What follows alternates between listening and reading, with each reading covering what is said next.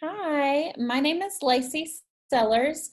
I am the Arts and Sciences Advisor for Study Abroad, and we have Thomas Herwig for the UA in Germany Honors Program, and he's going to tell us a little bit about his program. This session will be recorded, just so that you're aware of it for later dates. And you can go ahead. Okay, thank you so much, Lacey. I'm so proud to have this opportunity to introduce to you all to my Germany program. You can hear from my German accent that I'm not born in this country, but I'm a proud German American. Since 2 years, I'm working in this country around as a dual citizen. So I feel so good to live here in this country, at the same time also have the opportunity to show others, young students, my country from all the different perspectives. This seems to be an interesting element that I'm doing this to have a native speaker around. As I do it with my classrooms, that I say I pull the world into the four walls of my classroom. So I do the same, so to speak, in the opposite direction. I take my students into the world, and the world is my classroom. So this is my conception. So it is very interactive, a lot of conversation, but we will visit many, many interesting places and we'll see interesting persons. And I have done this for 5 years, and all the students always said this was one of the most eye-opening experience. So I'm very confident that this will be an interesting thing. So I would like to guide you through the different steps. It is a 3-week immersion. It is happening, taking place in May. Hello, McKinley. And it is in May. It is interim, and in some ways, some people like this time, some people don't like it. This is very close to the end of the semester, but it also gives you a wonderful opportunity that you have an amazing experience during this month, and then actually you have all the time for other trips actually, or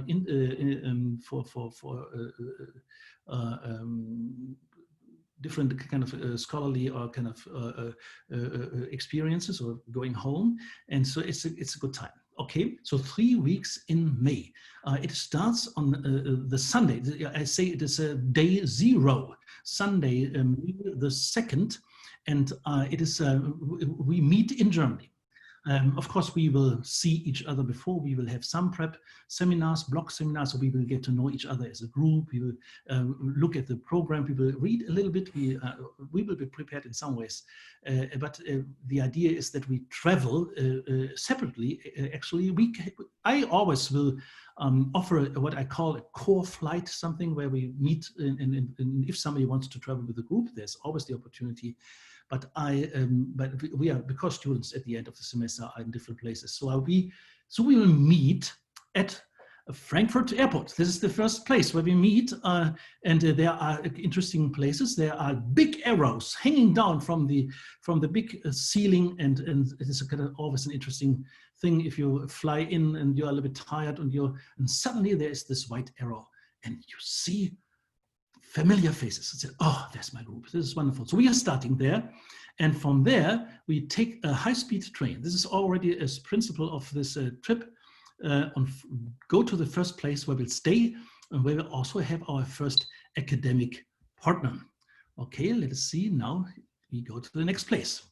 The next place, the first 3 days, you see, we will spend in the southwestern part of Germany. And I think I should have a map here. Oh, yeah, there's the map. Okay, let us see. So we are landing here in Frankfurt, here where the arrow is. And you see, this is the whole Germany. You see all the other countries around. Germany, the interesting thing about Germany, this is so kind of surrounded by all these other countries. The Netherlands, Belgium, France, Switzerland, Austria, Czech Republic, and Poland. And here, I grew up here in this town, Essen, and you see how close it is to the Netherlands. Here we went to the beaches. This was like Alabama to Gulf Shores or something like this. And then here's Belgium, and actually here's a little bit, here's already Paris, 5 hours away. I could do a 1-day trip, so to speak, date to Paris. This was really this is a little bit the interesting thing about Europe, that you arrive at different places all over, really within the next 5-6 hours. But at the same time, there's a lot of difference in the different regions, and you will get to know the different regions of Germany. So as I said, we land here in Frankfurt, then we go to, let's see, go down to Karlsruhe. This will be our first place. And you see, Karlsruhe is very close to France. So on the second day from Karlsruhe, already we will have a day trip to Strasbourg. We want to give you the feeling, we go to Germany, but at the same time we go to Europe. And this is an interesting experience. These are different countries with very different languages, different food. But you take the train, and then after half an hour, you are a completely different country, and there's no border. It's always a little game when we say, oh, tell me when you know that we have left Germany. So this will be an interesting thing in Strasbourg. It is at the same one of the capitals of the European Union, and we will not only see the picturesque historical city center, but at the same time also the European Parliament and a very modern structure. There's no doubt. So then from here, in Karlsruhe, our partner is an international business school. And they are very nice, lovely people. And we have our first experience in a different country, different context, and we'll spend time with faculty and students here. And this is a wonderful time. We'll have also hang out, a lot of informal things. I don't want to say too much because we are using the law of the land, and we actually are allowed that you do something what you are not allowed to do in United States. Not too much to the details, but this is obviously for some of the students a part of the fun to have also party time. But I'm always saying, okay, if you are a little bit late in the evening, I want to have you back in the morning in the classroom. There's no doubt. But there are wonderful opportunities also to hang out together and to explore informally with friends. And then we go from Karlsruhe, this is so actually, then we go, if do this on the map, and then we look at the pictures. Let's see, oops, just, okay. And then we go to Cologne, which is a very important bit along the Rhine River. And then in Cologne, there's this wonderful place with a Roman foundation. You will see modern Germany at the same time, one of the largest cathedrals in the world.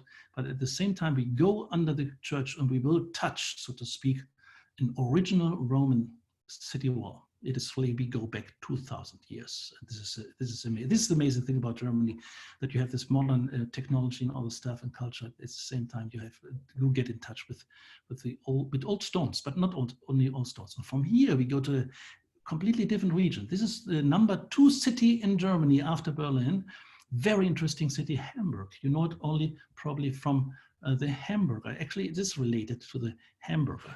This was the old kind of very shipping line between Hamburg and New York City. And they had this little pieces of bread with a simple piece of meat on it. And this is the hamburger coming from here. And Hamburg is the second largest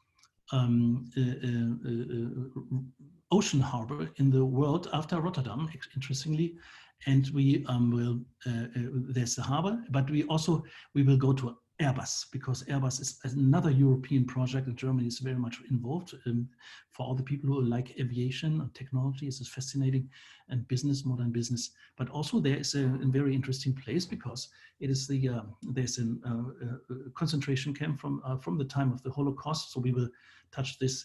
And my daughter-in-law, she's a historian, she's Jewish, and she will give us the tour. Actually, today she's together with the federal president of Germany, together with a little group, and they are visiting one of the places she is taking care of.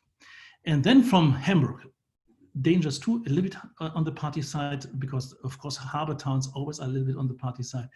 Then we go to Berlin. This is of course a center part, one of the most important historical places in world history, especially for the German-American relations, an amazing place.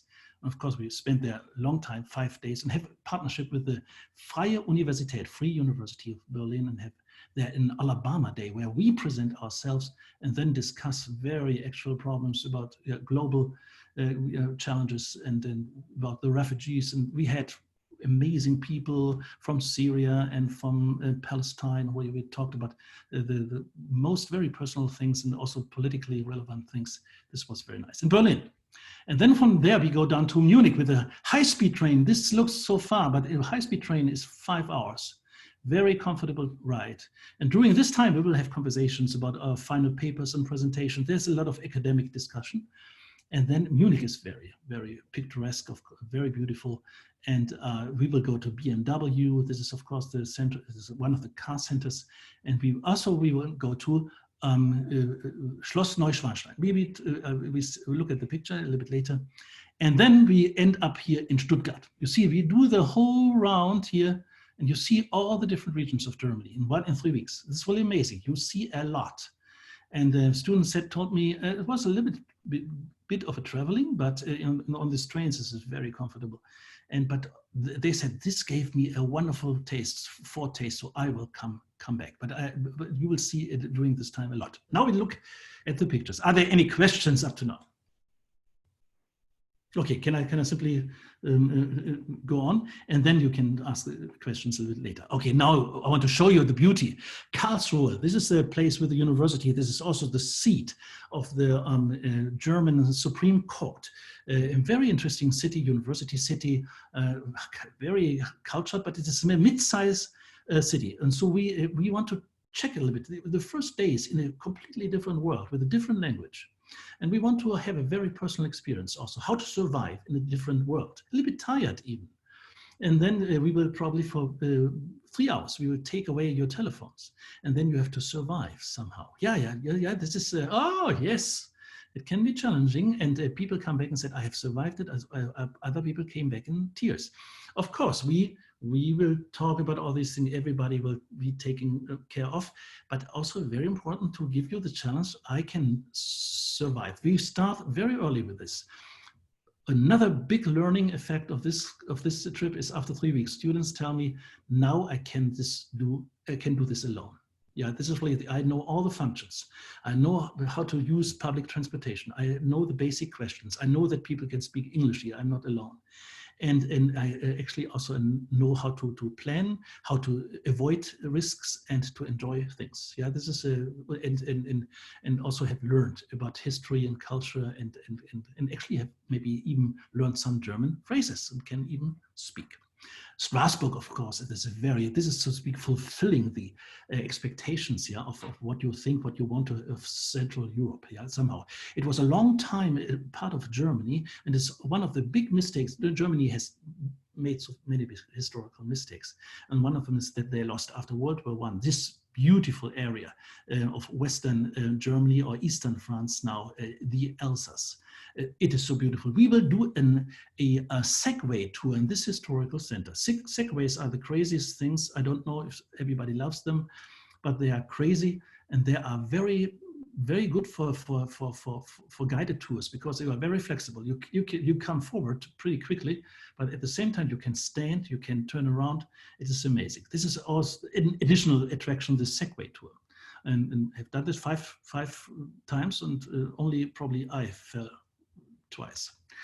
Okay, now we come, of course, to the next city, and this is Cologne. This is one of the largest cathedrals in the world, and actually this is a very nice view. Our youth hostel, we will stay in youth hostels and in very, very clean and nice 2-star hotels. And this is on the other side of the cathedral. So we walk around the cathedral, we will go to the places. You see the big museum. This modern structure is one of the best modern art museums in Germany, maybe in Europe, the Ludwig Museum, Ludwig. And then you can go down to the Rhine River. This is, of course, a little bit of a party mile. It's also a little bit dangerous, because Cologne is a beautiful cultural city, old, as I said, 2,000 years old, but it's also a little bit of a party town, a little bit dangerous. But we will keep up with each other and take care of each other, but also have fun. It is beautiful to go across the bridge. You see that here, and to see the sunset from this side, and have I don't say too much, maybe here a little carts or something, you can buy a beer, sit on this huge stairways,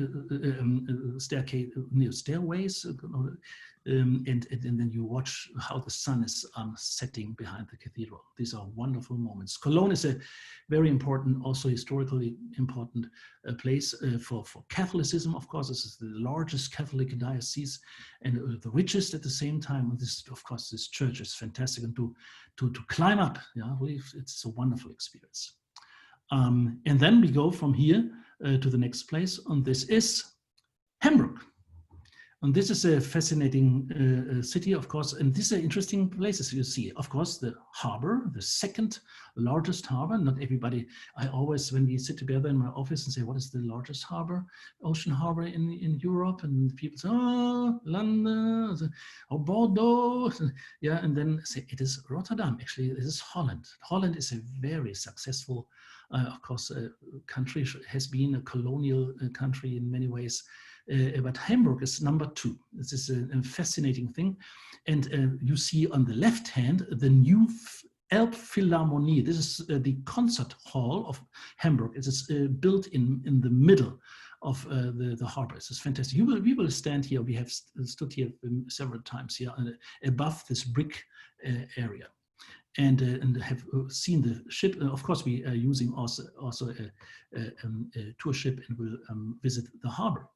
And then you see here then the city center. It is around a big lake. It is beautiful with sailboats and wonderful coffee places to hang out and have ice cream. And it's simply fantastic. There's a big shopping mall around the courthouse, and it is a beautiful place to be.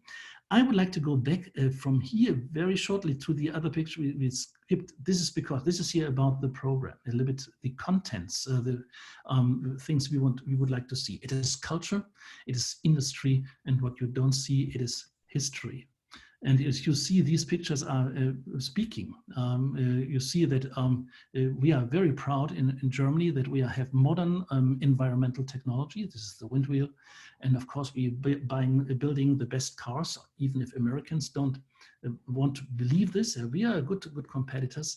And it's so interesting. I can already anticipate that when we go to Stuttgart, I established a relationship through contacts here in Tuscaloosa with the Mercedes plant, and they gave us a wonderful day. We not only see the factory in Stuttgart, the central factory of Mercedes, but actually one of the leading engineers of the autonomous car technology and self-driving car technology and the new electric car.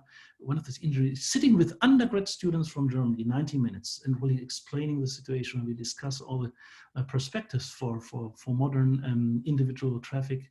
It's very interesting. But you see also the plane a little bit underneath. This is the plane. It is an Airbus plane, and this is what we see in Hamburg when we go to in Hamburg to the factory. This is very fascinating. And it's not only fascinating because these are kind of big old planes. It is also fascinating because it's a European project. And Americans sometimes they ridicule a little bit because we are carrying big parts of these planes across Europe and assemble them in different places. And some people say this is a waste and so. And but it's a big thing. 4 countries are involved in Airbus. It is England, it is France, it is Spain, and it is Germany. And they are building different components of these planes, and then they put them in big carrier planes built by Airbus. They are called belugas because they have this big white head, and open the head then and lift it up, and then whole planes go into all the wings and all the time. This is an interesting experience. It is industrially interesting, but it's also politically interesting or internationally, interculturally interesting how industry somehow is also a motor and engine, yeah, for international cooperation. And of course, soccer is a part of our culture as Beethoven. Yeah, this is we are celebrating the 250th birthday of Ludwig van Beethoven, and he wrote the Ode to Joy. Everybody is singing and loving, and so actually this is a good fit. Yeah, to see the European airplane and Beethoven together. He didn't know what he would have written when he wrote his Ode to Joy, that everybody would sing it in Europe. It is, so to speak, the national anthem of the European Union. And of course, then history, Germany, of course, unavoidable. And I think for every American, it's very important to, for every German, of course, is to know the history of the American and German relations, because America has done so much in the 20th century, especially for Germany, World War I, World War II, and then after World War II, Cold War and reunification, all these things. But it's also important for, I think, just especially these days, not to forget, this is the America I knew, with which I grew up, this amazing advocate for human rights and for justice, as also for international balance of power. And this is the beauty, and actually also part of my pride to be an American citizen. We should not forget that. So the fall of the wall, what we see, of course, is an amazing moment. No bloodshed. It was a peaceful process, and people came in and could go across this border into the western part of Germany. I wanted to show you these pictures, and sometimes we actually during 4 of our stays we had the opportunity to see the final of the soccer of the final cup match, soccer match on a big screen, which is always very nice as a part of a cultural experience. Okay, but let's go back to our cities. And this is Hamburg, and then we go to Berlin. You see that? Here we are. This can be a little bit rainy. You see that? Have some jackets, to have some jackets around. Hi, Mark. It is not bad to be a little bit prepared, but actually it's as good as going back and forth, and it can be very warm already in May. Actually, May is beautiful because there are all the something what we have in April, the blooming and the blossoming. You see that this is the Brandenburg Gate. This is the classic place where the wall was. And it's so interesting now to see on the left side of this Brandenburg Gate, there is the American Embassy. And then beside the American Embassy, there's already the Holocaust Memorial. It is not a reason to be proud. It is simply a reason to, in terms to agree or to find it good, that probably we are the only country in the world which accepts really to have a huge area as a memorial place for a very dark part of your history. This is some people, of course, there's still controversial. Some people don't like it, and so to spend all the money to show the world our shame. But I think this will be a big thing of our discussions too, also to talk about how to deal with history and with historical symbols, and how to create a memory culture.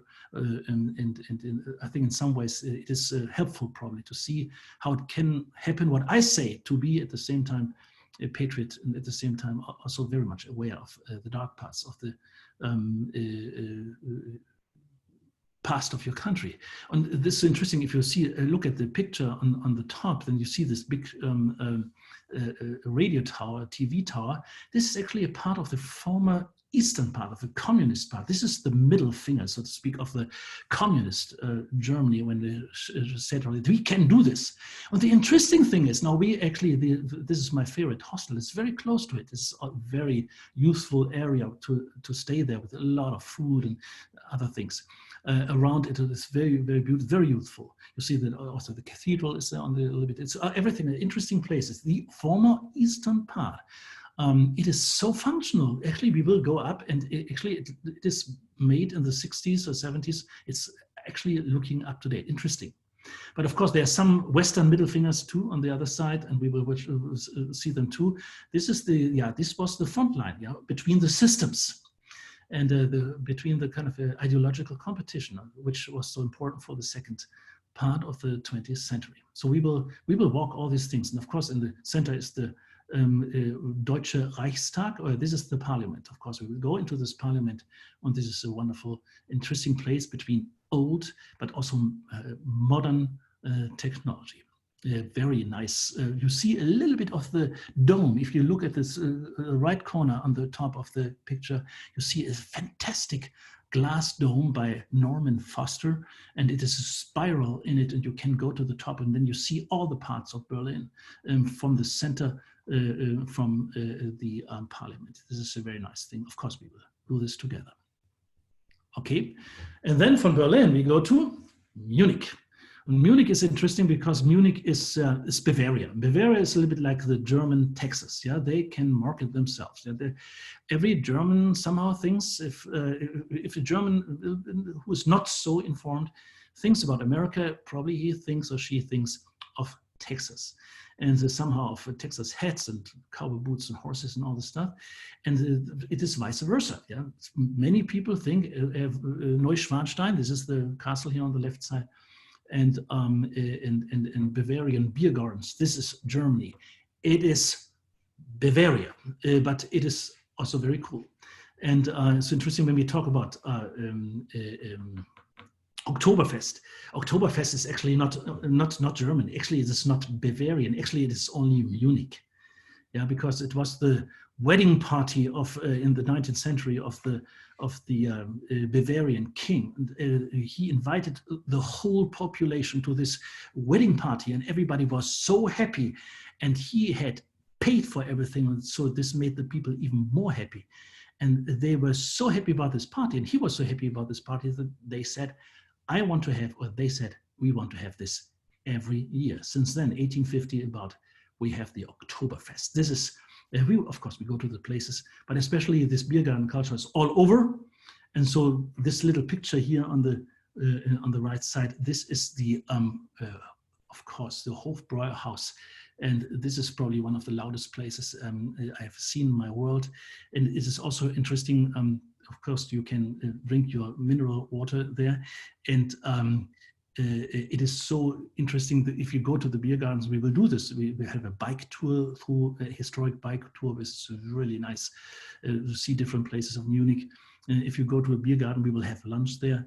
This around this alcohol. Yeah, this is a very family-friendly culture. Yeah, you have 2 liters or half a gallon in one glass, in one stein, but at the same time, nothing happens. There's no yelling and no aggression. This is kind of interesting to see how you can also do those things. And then, of course, we look at this company. We will go to BMW. There are wonderful places to. There's a historical museum of BMW, and then there's also a place where you can touch all the cars, also Rolls-Royce and all the, which is owned by BMW. And then, of course, one day will be in the Alps. So we will have a big bus coach, and then we go to see Neuschwanstein Castle, and we will have a short bike tour around, good food, and then a little bit of a walking tour. And this is a very nice experience. This is Munich. And then, of course, we end up in Stuttgart, which is the center of the state Baden-Wurttemberg. This is, you would say, probably Swabia. And this is I would say in many ways, the most successful part of Germany. Almost no unemployment. It is the high-tech and high culture part of Germany. Beautiful landscape adjacent to France and Switzerland, to all these beautiful landscapes. And it is, of course, a lot of pharmaceutical and chemical industry, but of course, it is Mercedes-Benz land. So we will end up our tour with all these cultural aspects, with all these different landscapes and foods and all these things. But also, of course, we will have our tour of the Mercedes factory. And then we are done. And then actually you have a day of presentations and all these things. And we will talk about the academic elements, what you are doing, what you have to do when we are more serious with each other. You will end up with a big presentation of many things you have seen. You have to document during the trip. You have to write a journal. There will be, of course, all these academic meetings with different people at the different universities, international students and faculty. And but we will see how it happens. And then we will go to on the last evening to the oldest restaurant of Stuttgart from 1565, and we'll have a wonderful meal. And then you are done. Next morning you can do what you want. You can fly in all the different directions. Many people go to Paris, to London, or to Rome. Other people go home, and other people stay a little bit longer. and whatever you want. Okay, this is a little bit of an overview about our trip, and I hope this was interesting. And come to me. You know my email address is tsherwig@ua.edu. Come to me with all your questions. Thank you very much for your interest. Thank you. Does anybody have any questions? Please feel free to post them in the chat. I know some of you are trying to get to some other meetings that start right now. So if you need to do that, go ahead. Thank you.